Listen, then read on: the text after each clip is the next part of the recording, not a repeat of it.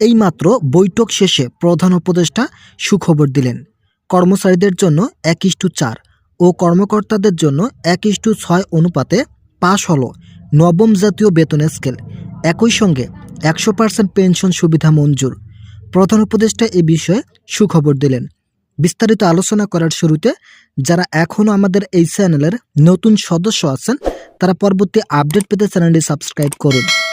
দীর্ঘদিন সরকারি চাকরিজীবীদের বেতন বৃদ্ধির বিষয় আলোচনা হওয়ার পর অবশেষে পে কমিশন ও অর্থ মন্ত্রণালয় জরুরি সিদ্ধান্ত নিয়ে আজ 2 ভাগে বেতন বৃদ্ধির নতুন পদক্ষেপ নেয়। আজ বৈঠক শেষে পে কমিশনের একাধিক সূত্র নিশ্চিত করেন যারা কর্মচারী আছে তাদের জন্য 1:4 অনুপাত ও কর্মকর্তাদের জন্য 1:6 অনুপাতে বেতন বৃদ্ধির সুবিধা তৈরি করা হয়েছে। পে কমিশন সহ অর্থ মন্ত্রণালয় মিলে আজকের মিটিংয়ে কর্তৃপক্ষের একাধিক সদস্য এই বিষয়গুলো নিয়ে ধারাবাহিকভাবে আলোচনা করেন। আলোচনায় সকল কিছু ফলপ্রসূত হয়েছে এবং গেজেট প্রকাশের জন্য পে কমিশন অর্থ মন্ত্রণালয়কে নির্দেশ দিয়েছেন। বাংলাদেশের 22 লক্ষ সরকারি চাকরিজীবীদের সকল দিক বিবেচনা করে আজ এই সিদ্ধান্ত কর্মচারীদের অর্থনৈতিক উন্নয়নের নতুন দিগন্ত শুরু হলো। পে কমিশন বলেন, অর্থ মন্ত্রণালয় কর্তৃপক্ষ বেতন বৃদ্ধির বিষয়টি খুবই ইতিবাচক হিসেবে দেখছেন। তারা বলছেন, যদি অন্তর্বর্তীকালীন সরকারের আমলে বেতন বৃদ্ধি করতে ব্যর্থতা প্রকাশ পায় তাহলে কর্মচারীদের জটিলতা বৃদ্ধি পাবে। এটা কোনোভাবেই বাস্তবসম্মত সিদ্ধান্ত হতে পারে না।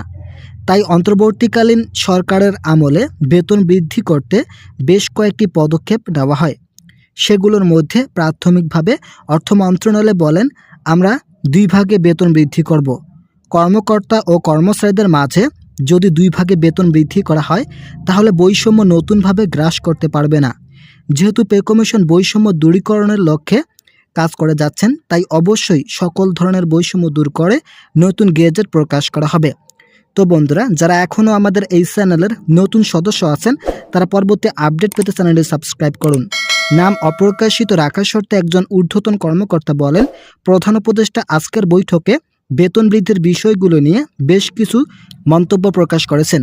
তাদের মধ্যে থাকছে বন্ধ হয়ে যাওয়া সিলেকশন গ্রেড ও টাইম স্কেল পুনরায় চালু করা। এছাড়াও যারা নিম্ন গ্রেডের কর্মচারী আছেন তাদের জন্য কয়েকটি ভাতা নতুনভাবে চালু করার পদ্ধতি নেওয়া হয়েছে। এরই মধ্যে বৈঠকে সচিব বলেন, আমরা কোনোভাবেই বেতন বৃদ্ধির বিষয়টিকে নেতিবাচক হিসাবে দেখছি না। আমরা চাই সরকারি চাকরিজীবীরা আর্থিকভাবে স্বাবলম্বী হোক। কর্মচারীরা বর্তমান সময় অর্থনৈতিকভাবে খুবই বেকায়দায় পড়ে আছে, তাই তাদের আর্থিক সমস্যা দূর করে বেতন বৃদ্ধি করাই হবে পে কমিশনের অন্যতম মূল লক্ষ্য ও দায়িত্ব। সংশ্লিষ্ট সূত্র জানায়, যতক্ষণ পর্যন্ত বেতন বৃদ্ধি করা হবে না ঠিক ততক্ষণ পর্যন্ত সরকারি চাকরিজীবীদের সমস্যা থেকেই যাবে। এছাড়াও গ্রেড সংখ্যা পরিবর্তন করা সহ বাড়ি ভাড়া ও চিকিৎসা ভাতা বৃদ্ধির নতুন সুবিধা তৈরি করা হয়েছে। প্রধান উপদেষ্টা বলেন, যদি বাড়ি ভাড়া আগের নিয়মে দেওয়া হয় তাহলে কর্মচারীরা খুব একটা উপকৃত হবেন না। যদিও তাদের বেতন বৃদ্ধি করা হবে, তবে বাড়ি ভাড়া সঙ্গে সঙ্গে বৃদ্ধি করা প্রয়োজন।